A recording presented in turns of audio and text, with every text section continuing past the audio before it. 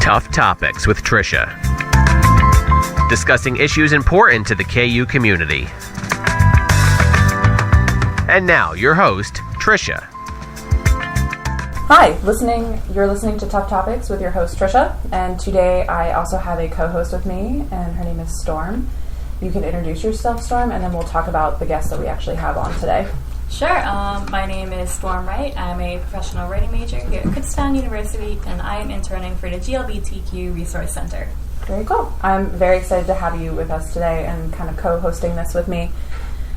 Today we have a guest with us, and her name is Ann Gundry. She, just a little bit about her, Professor Emerita? Is that Emerita from the Department of Health, Physical Education, and Dance, became the Women's Center Director in 1991. And she formed the advisory board for the center in 1992, and that is when she hired Miss Grace Hill and filled the newly created role of full-time coordinator in 1999. She also personally funded the position through the Berks Community Foundation grant for 3 years, and then she retired in 2004 and has been enjoying volunteer work ever since. And today I wanted to do this interview with Ann Gundry because this show is in November, and we're celebrating the 30th anniversary of the Women's Center being established at Kutztown's campus. So I felt like it was appropriate to definitely interview someone that, has really seen some serious development of the center and has been a part of that initial work there as well. So I'm definitely interested in knowing, some of those struggles and what that really looked like, and things like that. So I guess we will get started with some questions. Let's see what we got. So what were the first few years after the Women's Center opened like? Were there any notable challenges or obstacles? Well, I came on board as the director of the Women's Center after Sandy McSwain had been doing it for 2 years. Mm-hmm. So I got on board in 91. And the center was located in Old Main, but we had very sparse accommodations. We were in kind of a closet down the hall from where the Women's Center is now. And then we were where housing and residence life is. We were over the paint shop. So sometimes the fumes from the paint were so horrible we had to flee and go out of doors so we could breathe. Oh, that's wild. I didn't even know that there was a paint shop at all. So when you say paint shop, do you mean like... Well, when they were painting various buildings and things.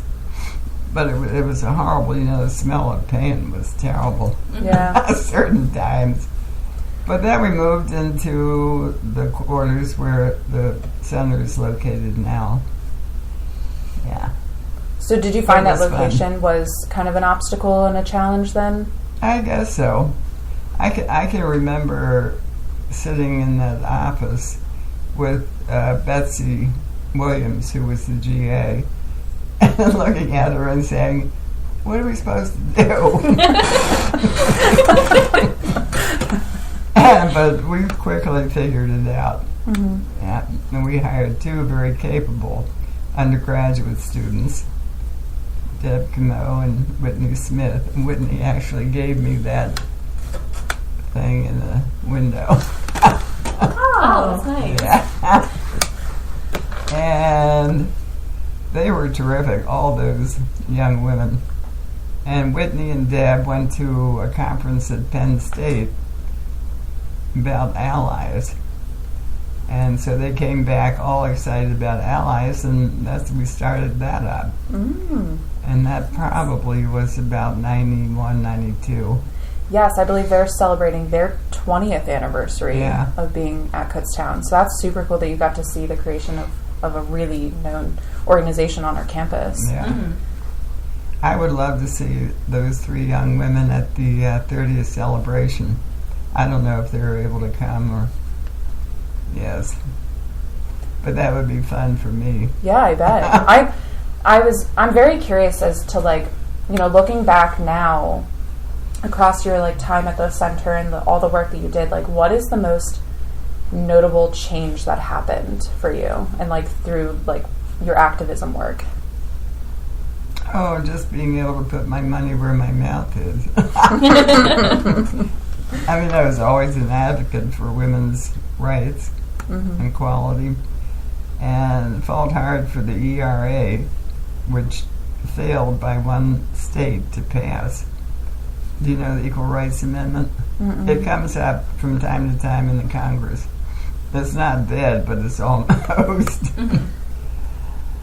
So, and I, took the opportunity to try to do right by women. Yeah. Yep. Well, one thing I did in 1970 was introduce the first 3 women's intercollegiate sports. And so I felt that was, I felt good about that. What did that look like for you? What did it look like? Yeah, like what did that involve? Well, there used to be a committee, the Athletic Program and Policy Committee. I wasn't a member, but somebody couldn't go one time, and I went, and I introduced this motion. And I remember, Risley Hall? Walt Risley, he voted against it. But anyhow, it passed, and the rest is history. That's now awesome. look what the women's sports program is like. It's fantastic. Oh, it is. Yeah.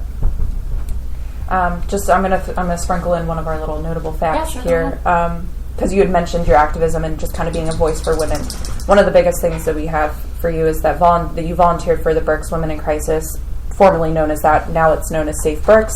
Yeah. Their hotline and the Literary Council for Reading Berks incorporated Meals on Wheels and things like that. What was that volunteer experience like while you were kind of trying to be also present at the Women's Center, or did they kind of mesh well together? Well, the volunteer work for what's now Safe Berks, I used to do on a Monday night, at 6 p.m. to 6 a.m. the next morning. Wow. Gosh. So sometimes I'd be driving into Reading at 2 o'clock in the morning. And I thought it was very important work, because a woman who'd been assaulted would be in the emergency room at one of the hospitals and wanted an advocate to come, and I was happy to do that work. I think it's very important. And they still train volunteers at Kutztown, don't they? I think. They did last spring. We are possibly not doing it again, just because the turnout mostly last year was very sparse in terms of students coming out. But there was other working professionals and nurses even that came out to do the training, which was really cool. But they're still doing it. In the fall, they'll still do it at Safe Berks, but it just might not be offered on our campus. Well, it's a very extensive training. Yeah. Yeah, it's important work. I tried to go through it as a grad student, and I did not finish it. So Well, yeah, it's a big time commitment. yeah. And I always felt it was a good thing for the undergraduates to do it, but after 4 years, they're gone. Right. So, well, anyhow, yes. And Meals on Wheels, I love doing. I did that after I retired. And the Literacy Council tutored. I like that work, too. In fact, I still have a very close friend who's from Haiti, and she lives in Reading, and I see her and keep tabs on her. Yeah. I think what is really awesome is that throughout your experience, just volunteering or being at the Women's Center, is all these connections that you've made with people and how they've ultimately resulted in some lifelong friendships and relationships. So that's really cool. And I think that's also really important in terms of, when you had said that you did your volunteer work from 6 p.m. to 6 a.m., that's a 12-hour shift of just take domestic violence calls. So I'm feeling like it's good that you also had connections with people, because that self-care part is also really important. So what got you started in activism in the first place? Was that always something in your family, or that's sort of interesting. I wonder, because I came from a very... my father was a doctor, and my mother was a stay-at-home mom. But she used to volunteer at the hospital. And I guess I saw at an early age that it was sort of fun to be a volunteer. And I think even when I was in college, I used to volunteer at the hospital. I came home for the summers. So, but it always seemed like a good thing to do. I That's don't always good. quite know how I got into it, but I'm very You kind of just fell passionate into about it. Yes. Was there anything that like sparked your interest in becoming like a women's advocate and doing volunteer work for women specifically? I don't know. I wonder about that myself, how I ever got into all that. But I just thought it was important. Yeah. I mean, I looked around. When I came to Kutztown, the women on the faculty were, I don't know, there were about 20 of us. So we were a small group. Yeah. And so we had to struggle to get recognized. Yeah. Over the years, I think they're pretty good now for women on the faculty. Yes, and it's definitely grown. Well, I think one thing was women's studies, which is a really important part of the curriculum there. Mm-hmm. And that happened, and I was the first director of that women's studies program. And my friend Angela Scanzello, whom was here, she was here this weekend. We go to the opera. It was gorgeous. Turned out, oh my God, I'm still reeling from it. It was spectacular. But anyhow, she wrote the program for women's studies, and then I became the first director. Was there a lot of pushback? Like, did you have to fight pretty hard to start it? Oh, that's good. Well, Angela was in the English department, and she had a lot of respect, and by that time, the Women's Center was perking along pretty well. Yeah. It was the right time, and they were doing it everywhere at colleges and universities across the country. Mm-hmm. It was like women's sports. That was what was happening. And sometimes at a place like Kutztown, I hate to say, but people can get out of touch with the world. And maybe not now, I don't know. But back then, yeah. I definitely think there's a little bubble of Kutztown. Is, yeah, it's like its own little thing. Yeah, I would definitely say that it's easy to kind of, forget what's actually happening out in the world and just knowing what's happening on campus and things like that. Mm-hmm. Well, I know sometimes my friends in Reading, particularly, when they come to Kutztown, they think they're coming to the wilderness. There's a lot of people that have a lot of culture shock when they come to Kutztown. That's a thing that definitely happens. Yeah. I mean, even I did, and I come from Africa. It's like very disconnected from everything else, more so than even my town. It was very like, okay. Yes. We even come from the Amish county and Amish country of farms and things like that. But Kutztown is definitely a little bubble it's of Well, the horse and buggies go through the campus. And yeah. And if you've never seen those before, that would definitely be a turn of yeah. You're like, what is this? So what were the first few years like at the Women's Center? What did that look like? What was... Yeah, just what was that like? It was wonderful.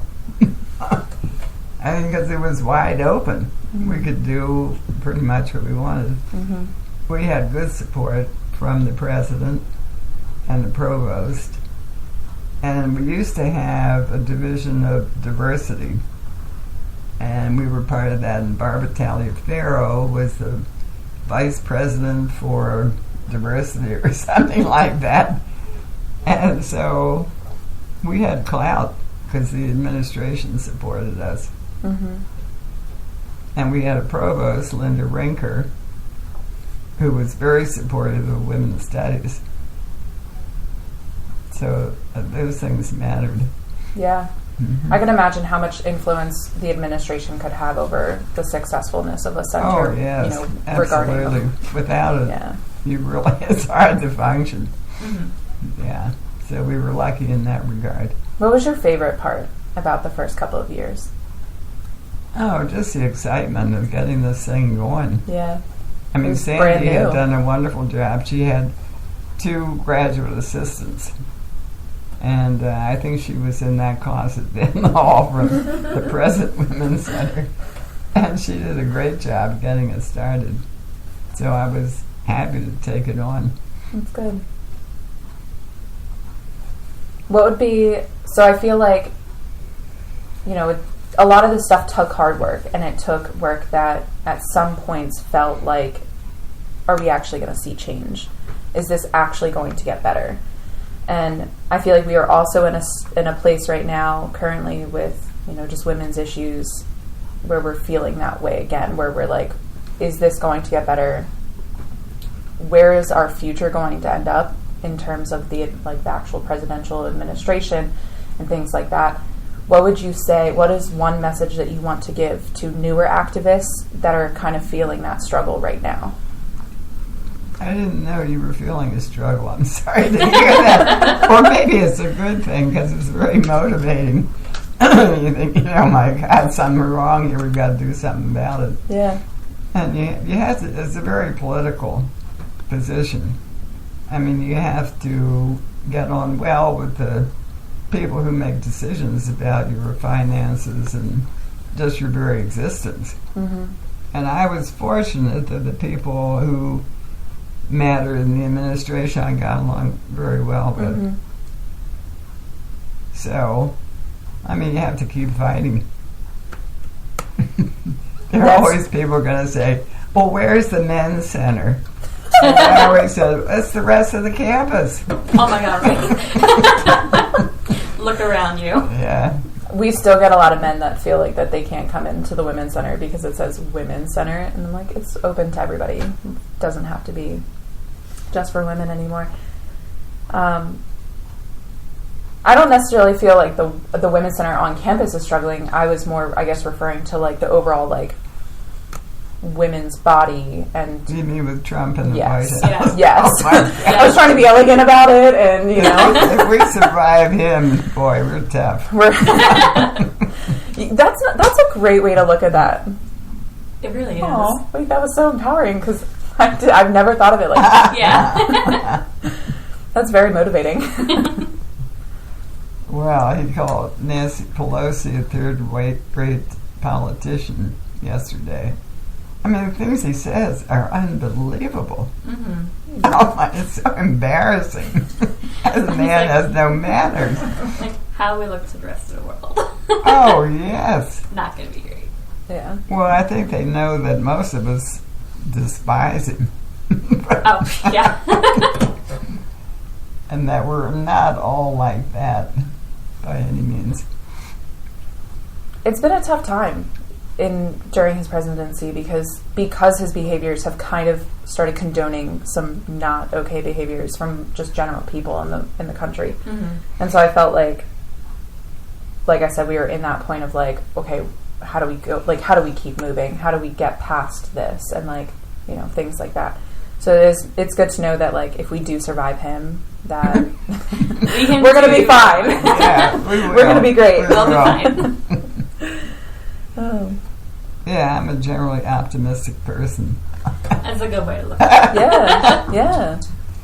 I think that's great. I think that that's something that we do lack right now. We lack that overall like sense of just optimism and looking to the future with a bright possibility. Yeah, it's very easy to get stuck in pessimism. Yeah. Maybe too easy. Yeah. Because that's kind of like what's getting fed to everyone. Like every day, especially with social media and stuff, it's just a pessimism. Like, where's the hope that things will get better? Mm-hmm. Mm-hmm. Well, if you think you're right, and you think you're right too, Pinky, then that gives you a lot of motivation. That's true. Yeah. Yeah. I mean, if you have doubts about what you're doing, forget it. Yeah. There was one thing I wanted to ask about that I really didn't find a lot of. The Women's Action Group. I think I don't know if it form like just merge into the Women's Center or. Well, the Women's Action Group was in existence before the Women's Center. Mm-hmm. We first of all call it the Women's Awareness Group. Okay. But then we got to be more activists, and we changed the name to Women's Action Group. And my partner, Connie Dent, was instrumental in starting that. And we did a lot of fun things. We'd go to the Berks County Prison to play volleyball with the women there. That's awesome. That was great. And some of those women actually came to Kutztown. Oh, really? So, and I mean, that was a lot of fun. If you're not having fun, don't do it. Yeah, I've taken that philosophy too. Like, what's the point of doing things you don't like? I mean, if you really believe in it and you know, think you can make a difference, It's very empowering. Yeah, you guys definitely made a difference. I read a few things about scholarship that should have been awarded to a female student, but it was given to a male instead. Or there was a football team. Yeah, yes. There was a football team warm up called "Pass the Chick" or something like that. Where did you dig that up? The 20th anniversary pamphlet. Yeah, it was in there. I was taking some stuff up to get it down somewhere else as well, and I was like, "That's interesting." Well, we had an ally in the English department, Heather, who worked for the paper in Reading.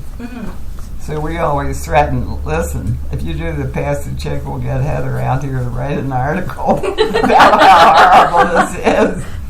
And we were involved with Reading Now, and they actually came out and marched on some issue. I can't remember. So we had a lot of strength, and you need that kind of support. Oh, for sure. That's why I thought it was pretty interesting. Yeah, it says that Keystone Hall, when it was first opened, there was no plans to include women in sports activities. No, there were no plans to include women at all. The president, Stratton, at that time, wrote me a note when Keystone was about to open, and he announced the men would go there, the women stay in Risley. And he said, thanks for your help. So I called him on the phone and said, no way, we're going to get our friends from now to come out and protest. And then they let the women in the Keystone. Yeah. But did you actually have to, did people actually have to come out and go, like, did it have to go that far to the protesting? No, not in that case. They came out, I think it was about this woman. They gave an award to the graduating student with the highest QPA. And it happened to be a woman. But they passed over her and took a man who was next in line or whatever. Yeah. And we were furious about that. So communication, I mean, we found out things, people told us stuff. and we got on it if it was something bad having to deal with women. We just didn't sit around and wring our hands and say, isn't that horrible? What worked? Yeah. Well, you know, you got to stand up and be counted. Yeah. And if you really believe it's easy. We also have our little friend Pinky here today with us as well. Say hello, Pinky.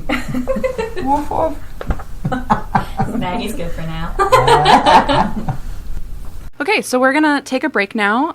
We just finished up and wrapped up an interview with Ann Gundry, who is the second director of the Women's Center. After this break, we're going to come back with Christine Price, who is the current director of the Women's Center. You're listening to Tough Topics on KUR, and I'm your host, Trisha. Did you know that earning a bachelor's degree increases your lifetime earning potential by $1 million? Consider Kutztown University for the start of your new adventure. At Kutztown, whether you know exactly what you want to do or you're still deciding, this is your time to explore. We want the students with spirit, and we know that creating a strong community empowers the individual. With the right support, resources, and challenges, you'll grow, not into someone new, but into yourself. And at your best, there's no limit to what you can do. It starts as a golden bear. Here's Mitch Lambert, former member of campus radio station KUR. His KU experiences led him to become evening programmer at WEEU Radio in Reading. Kutztown University has a club for everyone. I joined KUR, and it was by far the best decision I ever made in college. It's because of KUR that I now have a full-time job in radio. Visit, apply, and become a Golden Bear. Go to kutztown.edu/visit to learn how you can arrange your tour today. That's kutztown.edu/visit. Welcome back. You're listening to Tough Topics on KUR. I'm your host, Trisha. We just wrapped up an interview with Ann Gundry, and so now to kind of recap that a little bit, if you are tuning in just now, that interview was with, like I said, Ann Gundry. She was the second director of the Women's Center, and she served a lot of time with us and did a lot of volunteer work and just did a lot of advocacy through the Women's Center and, all of that great stuff. So now we're going to cross-compare ultimately with our current director of the Women's Center, Christine Price, and I'll let her introduce herself. Hi, Tricia. Thanks for having me today. As you said, my name's Christine Price. I'm the director for both the Women's Center and the GLBTQ Resource Center here at Kutztown. And I've been in this role about 3.5 years, but I've been at Kutztown since 2002. That's exciting. Yes. That's a long time to be at the university. Tell me about what you do for both. You can talk both about both centers, or if you want to just focus on the Women's Center, since this show is kind of in celebration of the 30th anniversary of the Women's Center being established at the university. So it's really up to you. But tell me about your life in the director. Yeah, absolutely. So, like I mentioned, I've been in the role about 3.5 years. And Old Main has been my home here at Kutztown for many years, previously working in residence life. And I'm really fortunate. I have one of the best jobs on campus, that I work with students very closely. I work with staff very closely. I have a chance to work with graduate staff and undergraduate staff, as well as students who will come and intern at the centers. We work with social work interns, professional writing interns, and every day is a little different. So in my work, I have an opportunity to advocate for students either in one-on-one situations where they come into the center looking for support or resources. But then I also get to work with a lot of our big events and programming. So the advocacy on that level is more of a macro level, and bringing in national experts and speakers to promote feminism, to promote awareness on sexual assault, domestic violence, relationship violence. Our It's On Us campaign. We work hard to partner with a lot of different entities on campus so that we can bring in some bigger name speakers. And then on a smaller level, I work with student clubs and organizations. So I work with the Feminist Majority Leadership Alliance. I'm their advisor. They're a student club that meets weekly, and they focus on feminist issues as well. So it's a really good partnership to work with them. Yeah, you definitely do a lot. I get to work with you directly as well because I'm your graduate assistant. So I am definitely privileged Yes, that I you even are. get to have an interview with you. So you are definitely a busy bee. I'm also interested in knowing kind of some of the more challenging aspects of your job, too, in terms of being a director. Anne had she spoke very positively about her experience, which I thought was very interesting because I thought maybe it would be more difficult to establish a women's center on a college campus. But she did make a good point that at that time, all universities were doing that. So it made sense that there was a lot of support. So yeah, I'm always interested in knowing those struggles and, how we really persevered through them and what that looked like. Yeah. It's interesting because in my previous role with Residence Life, I had a chance to work with my predecessor, Grace Hill, and we partnered on different initiatives related to Eating Disorders Awareness Week, or bringing in speakers for Welcome Week, for Love Your Body Day, It's On Us, different things like that. And I think from an outsider looking in, I really didn't have a good sense of what the struggles were, what the challenges were coming into the position. I saw a lot of the programmatic side, and I saw a lot of the student advocacy side. Being in the role, I think one of the biggest challenges is honestly making ourselves known on campus. So we hear from students all the time, at all different times of the semester and the year, that I didn't know you were here. I didn't know you existed. And that's always kind of a humbling thing to hear and an overwhelming thing to hear, because I think we do a lot to get our name out there. We do a lot to be involved and to advocate on campus in many different ways. But I think it's a really important thing that students know that we're a welcoming place for all students. Our name is the Women's Center. but we serve all students on campus. Our goal is to promote inclusion and equity and diversity, throughout what we do. I think we're known as the place where people go if they've been sexually assaulted or if they, have a relationship issue. I think I hear that from students and I hear that from our staff. I think I go back and forth with that because that's not a bad thing to be known as that, because that's something we want to do. We want to support students that are experiencing those challenges.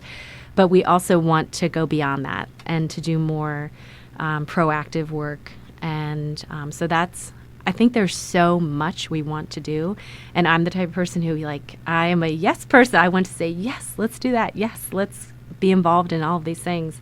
And so it's hard to figure out how we can do more with less. Budgets are always a big challenge on a college campus, on a public campus. And so, we're always kind of being creative with our funding and how we can do more with less. And I think personally, a challenge has been working with two centers. So I really have only technically 50% of my time with each, which they both need 100% of my time. And I would love to give them both 100% of my time. So that's personally a struggle for me, is to find that balance. So I think some weeks look different than others. Right now we're planning and leading up to a wonderful celebration for the 30th anniversary. So the Women's Center has a lot of my time and attention. But certainly there are times in the year when we have the Gender and Sexual Minorities Conference, when we have the drag show in the spring, when we have, other big events going on at the GLBTQ Resource Center, that they certainly get my time and attention a little bit more. Yeah. The one thing I want to go back to that I think has popped up a lot this semester, and I don't know if it's just because I just didn't hear it as much last year, but one of the things that I learned during my interview with Anne was that the Women's Center was not always where it currently resides, which is Old Main 126. Actually, the Women's Center apparently was almost like in a storage closet at one point. I'm like, that makes sense. And then eventually moved to where housing and residence life is. In 106. Around that area. And then we eventually moved to where we are currently. And it's still really funny how people are still like, I don't know, I didn't know you were here. I didn't know we had a women's center on campus, which I think is eye-opening to me, because that can also be a way that we shift our focus in the future. So how do we get that information out there? How do we let people know that we are here and things like that? It's definitely challenging when you are running two centers at the same time. I mean, we are doing our best to gear up for this 30th anniversary. It is a challenge, and there's definitely always that sense of I want to say yes to everything, because we get really excited about ideas, and we're like, we do. Let's do this. Like, how do we change these things when we see issues or gaps in our, programming. Yeah, and you talked about the location for the center, and I started at Kutztown in 2002, and the Women's Center was in its current location when I started, and I didn't even know that it was somewhere else until we started doing a little more historical digging and talked to Anne and found out that we had a few different locations. And when I first started, Old Main still housed over 400 female-identified residence hall students. Wow. So that was prior to all the faculty offices moving into the building. So the Women's Center had much different vibe back then. And then over the years it shrunk, and the lowest number of residents that were still living there, and I don't remember the year, was around 120. And they still, I think, used the Women's Center as almost their lounge, their personal place to come and program. And so we used to have evening hours that have been cut back over the time, because now that Old Main mostly functions as an administrative or classroom building, there's just not as much traffic. That makes so much sense, because when I was gearing up for this 30th anniversary, I was doing some digging in those binders that we have down in the Oasis, and I was looking at these trackers of how many people had come to the Women's Center, and it was in the thousands, and I was like, how did they get that many people? I was like, where did they come from? And that makes sense to know that women were being housed in Old Main, and that would probably actually feel more like a lounge space than an administrative office. Yeah, That's it definitely wild. did. And right across from the Women's Center was the Old Main front desk. So Yes. there was 24/7 coverage there from a staff person, and students would come down to the desk. The center was open. They would come in the center and participate in things that were going on. So it was a much different feel when we still had students living in Old Main. That's wild. Yeah. That's wild. One of the other things that I wanted to know about is, I mean, there's so much that I want to know. It's actually, now that we're talking about kind of the past feel or the vibe and kind of what things look like now, what is the biggest change that you've really experienced? And you can talk about your experience in residence life and things like that too, regarding women's issues and, feminism too. I think the biggest change that I've seen in my lifetime is more of a shift in focus with inclusive feminism. So, taking a look around the table and seeing who's not there, whose voice is not being heard, who's not being represented. And I think, first wave feminism gets, I think the current feminists and young feminists will look back at first wave feminism with a lot of frustration over the fact that it was very white women focused.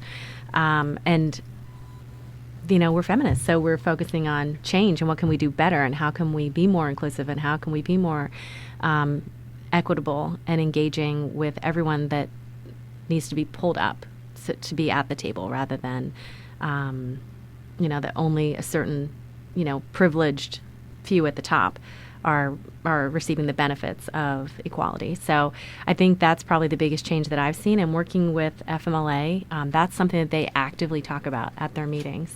And so whenever a topic comes up, whether it's talking about pro-life and pro-choice issues, talking about the pay gap, talking about, any number of things that they have different topics at their meetings every week, they always come at it from an inclusive, intersectional approach, and which I think is really important. And to continue to do this work, it needs to continue on that path. Yeah, I agree. So I think that's a really important change. I think with the center on campus, I think with the different directors and the different personalities that come to the forefront as leadership, there's certainly changes that are seen. I wonder if it would be more from an outsider looking in to see what they would see as the biggest changes for the center. We're in the same physical space. We use the Oasis a little bit different than it's been used in the past. The Oasis is another meeting room that we have that's downstairs across from the GLBTQ Resource Center. It's in Old Main Room 3. And I think originally when it was created, it was because there wasn't enough space in the Women's Center to do Stitch and Bitch and different discussion groups that happened. And so that was kind of another space where the Women's Center could overflow to.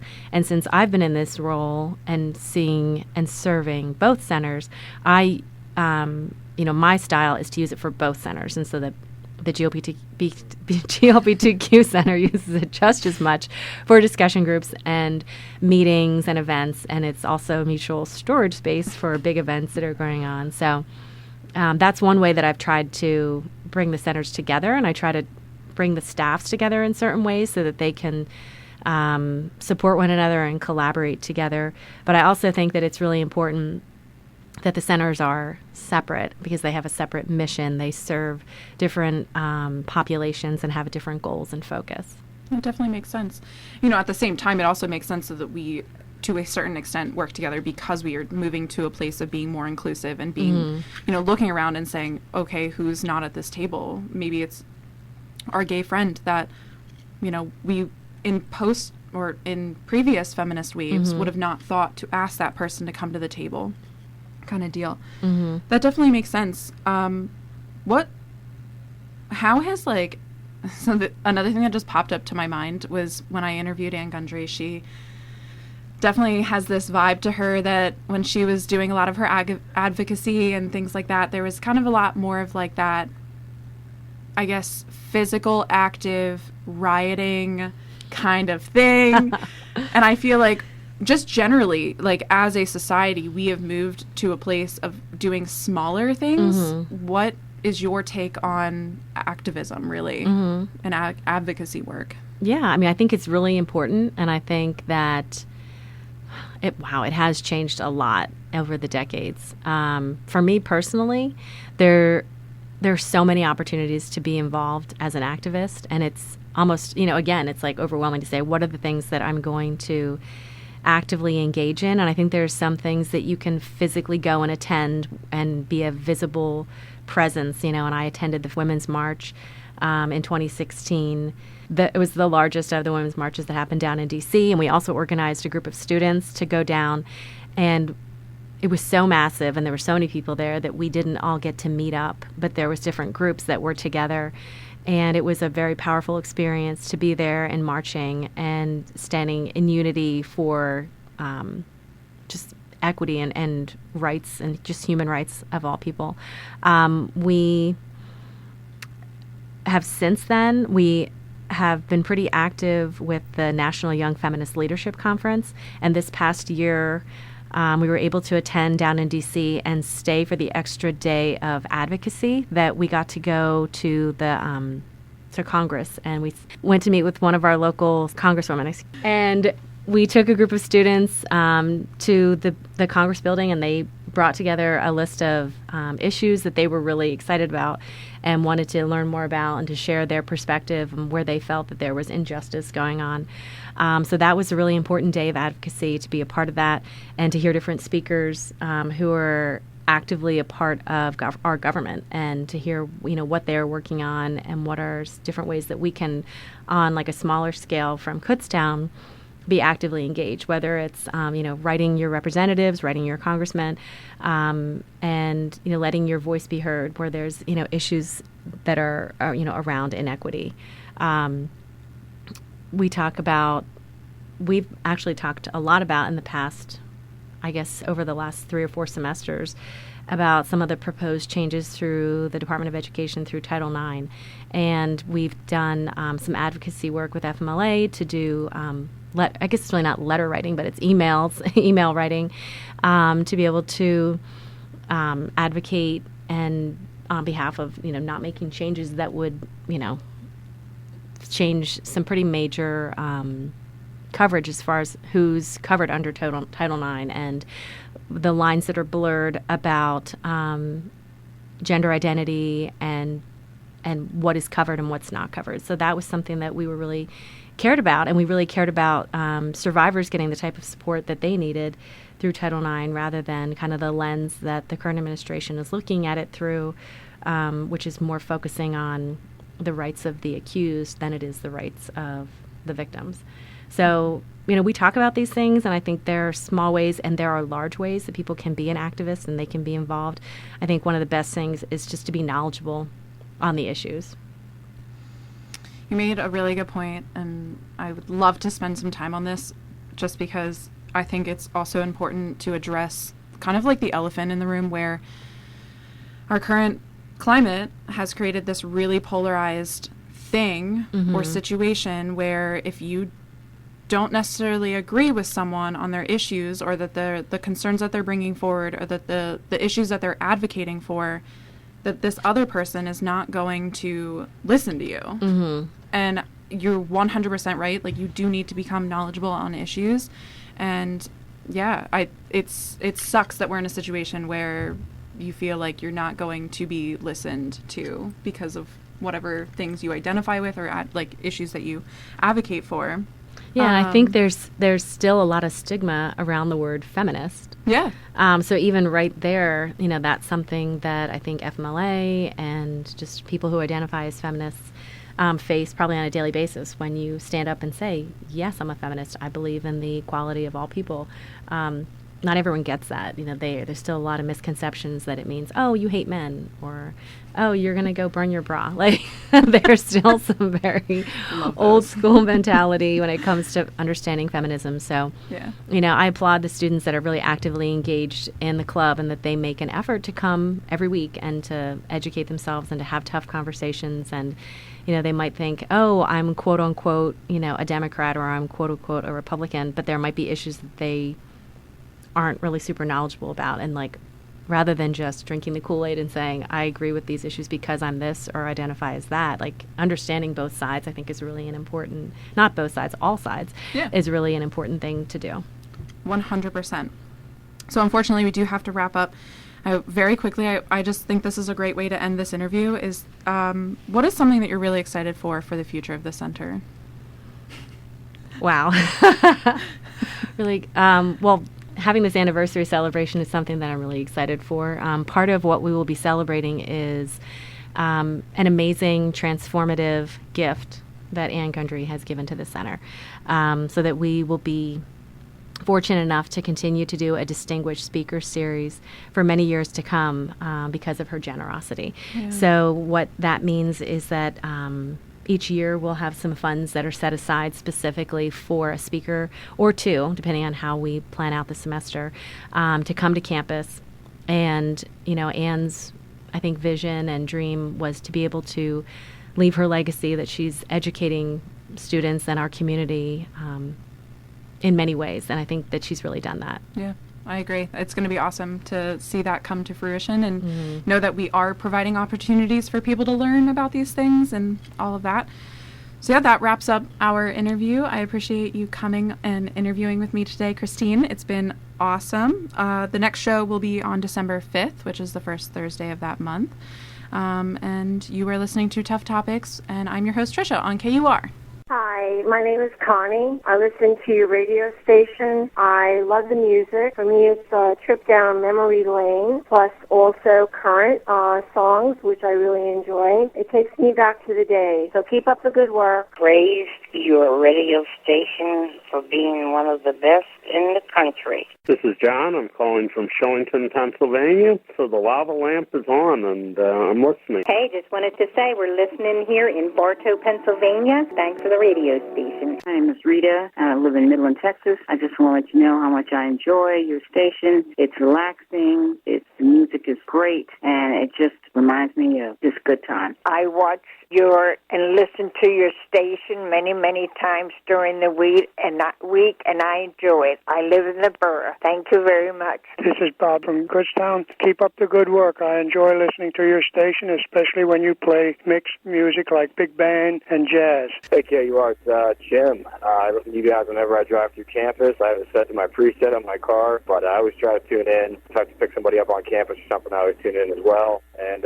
keep up the good work. Hi, I just want to let you know that we really enjoy your radio station. We're at work right now. This is Linda, Sue, and Mary. Say something on the radio about us. Get your comment heard on the air and let us know how you feel about KUR. Call us at 610-683-4059. That's 610-683-4059. KUR is your community radio station. 610-683-4059.